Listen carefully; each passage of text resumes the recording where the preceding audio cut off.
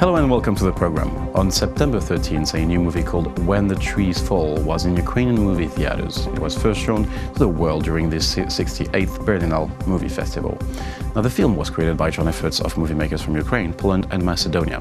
To talk more about the movie, we're joined in the studio today by Igor Savychenko, producer of When the Trees Fall movie. Hello and thank you for joining us. Hello. So first, When the Trees Fall has been first featured in the framework of the Panorama Berlinale 68th Berlin Festival. It's quite a debut. How was it perceived? How was it received? The perception was extremely great, and we had great reviews from international media like Hollywood Reporter, Variety, Screen International, Deutsche Welle, and another gay. So it was very well taken. Some reviews was also funny. For example, Deutsche Welle, they made the material about the film, and they say that the end of the film looks a bit strange, but in case in American films women and men can fly in latex costumes, why the small girl from Ukraine cannot fly using the horse? Something like this. There are a lot of critics who've been attended to the film, and let's say everything was perfect. And we brought a big part of our actors there, and it was for some of them it was even first time in a flight. Mm-hmm. Wow. For example, yeah. So for the viewers to understand, here's a part of the trailer for them to see the trailer.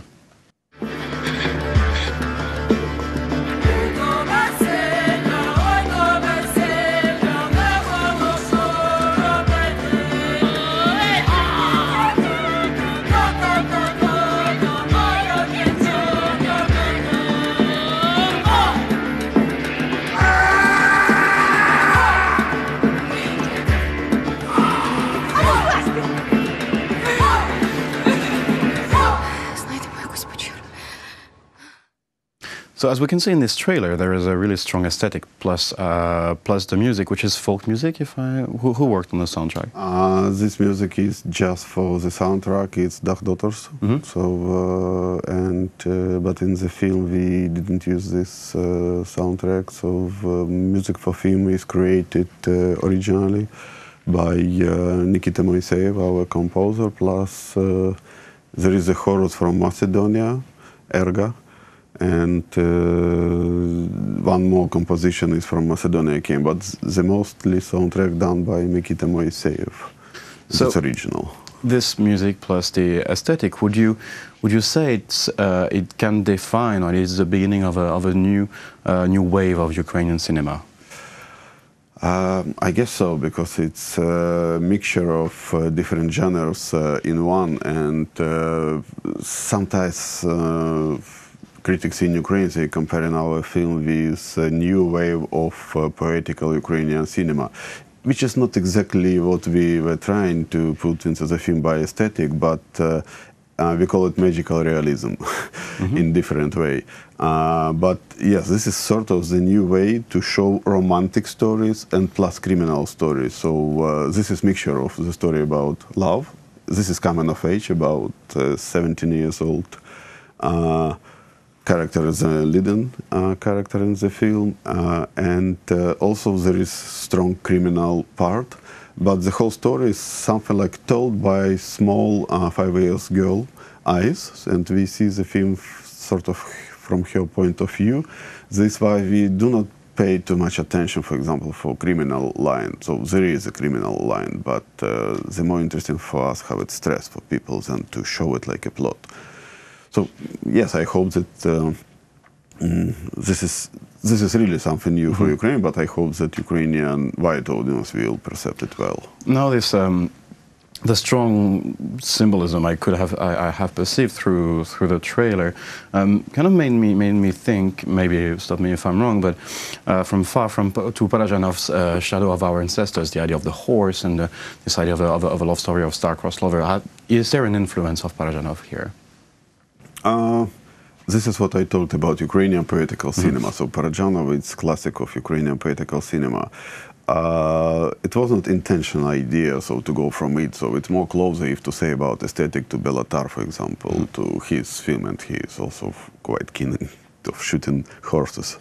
So it's sort of symbolism which came probably also to Parajanov and also to Mauricio, to the director of this film, from more deeper roots from Paganian times in Kievan Rus, which was before this part of the world became orthodoxical Christians. So horse is sort of symbol of death from one point of view and from purity from another point of view. So, and we pay attention more like it's purity which helped to little kid to find her a bit strange way to escape from reality, which didn't achieve her mother, her grandmother, and all other levels, let's say, of our characters in the film. So this is the idea of the two worlds colliding together. That's like the young girl's world plus this like bleak reality. Because mostly four, because we have something like the main character is Larissa, who is something like 17 years old. We have her mother, who is about 40, and we have grandmother, who is about 70, a bit less. So, and we have those two kids mostly who are playing in the film, but there are several more. But this is, let's say, something like different levels, 4 levels. And we see how grandmother, she lives in this small village, and she had the love in the past with this Roman guy, and but she failed to find her happiness. Mother as well, father died as well. It's sort of starting of the film like father dies. And our main character Larissa as well, not very happy. But the girl, it's sort of happy end for the film. So she found her very strange way, but it's better to viewer to understand how it is. Yes, but it's a happy end. Now that's interesting that you are using this format of, as you said, magic realism, because most of the movies produced and shown to the public from Ukraine, now I'm thinking about Donbass, Lasnitsa, or The Distant Barking of the Dogs, are about the war in eastern Ukraine. So it's kind of a bold move to show another kind of genre here.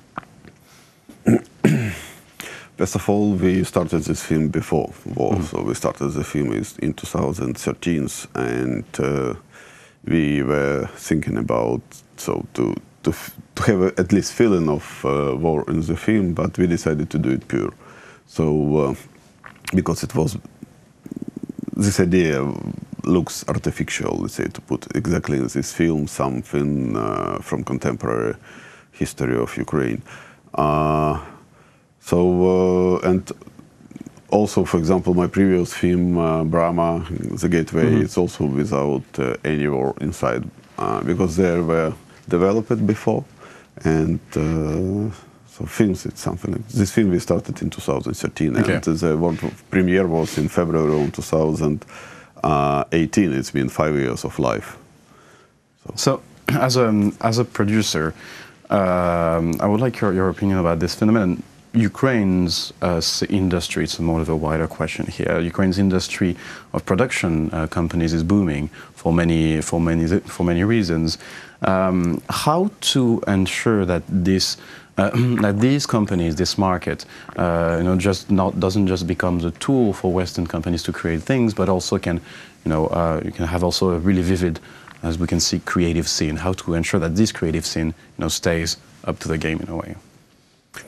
So it totally depends on public money in Ukraine, and not only in Ukraine. So this is a typical European scheme of production when you have a local market, which is very narrow in Ukraine, and also it's narrow in other European countries. And the idea of helping local national cinematography from the state is to have Ukrainian films on the map, and to have Ukrainian content in cinemas and also on television, and to public money, they have to fill the gap between how much we can earn from the market and how much is the production budget. For example, in this case of this film, we have co-production between 3 countries. The total budget is a bit less than 800,000 euros. and it's split for 3 countries, and in all of countries we won public money, and I really don't know how much we will have from box office, so it's totally not predictable in Ukraine. Even with promo company, it could be very low, but I don't know how much will be. But what I mean is that how much we will have from the market, this is our, let's say, only possibility to invest something. So, but on top, there are film funds in different countries. So in case film funding will operate normally, step by step, so Ukrainian cinema, I mean films for theatrical screening will rise from year to year. This year, I mean previous year, 2017, Ukrainian films, share for Ukrainian films was almost 5, so it was something like 4.56 or something like 6% of the whole market. 5 years ago, it was almost 0. So you definitely see an increase here. This part is also increasing, but if to say it calculated in money, so it's not huge. So now, do you see as an overview? Do you see talk about the genre? Do you see any trends in general in Ukrainian movie emerging? Like if you could point out certain trends.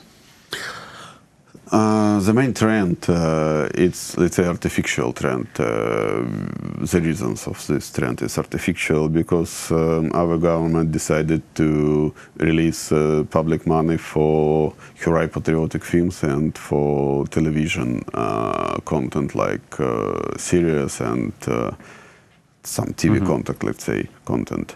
And it means that it's sort of government said we want hero patriotic films. For sure, in the end, that will lead that will be produced a lot of films about contemporary war in Ukraine, about some historical celebrities, let's say, or about some historical events, which is bad for creative part of filmmakers, for sure, because it's sort of limits for art. Down. It's limits for art. So, but if to say about trends, it looks like we will have a lot of hero patriotic films about some people, like for example, film which is for the moment in theatrical screenings as well. This is about Petlura. So we will see a lot of films like this. Now, then to conclude this interview, this movie is to be released in Ukrainian movie theater. So very soon. What's next? What's next for this movie? So we have a big international sales agent, Latido Films from Spain, and after we will be released, so they will start to sell film for other territories. And we hope for theatrical screening in former Yugoslavia republics and in Poland. But also it's still on festivals. So next week our director goes to Austin, USA for Fantastic Film Festival. This is a really great festival. After this is Zurich, San Francisco, Sevilla, Warsaw, which is Class A Film Festival, which is great. And after this we'll have one more Class A Film Festival. So let's say we still move internationally with the film for screenings, and very soon our sales agent will start to sell it to televisions, TV channels, and for distribution in different countries. So we will see. Next year we will see how it goes internationally. Well, we'll be sure to watch it anyway. Thank you for joining us in the studio. It was a pleasure to have you today.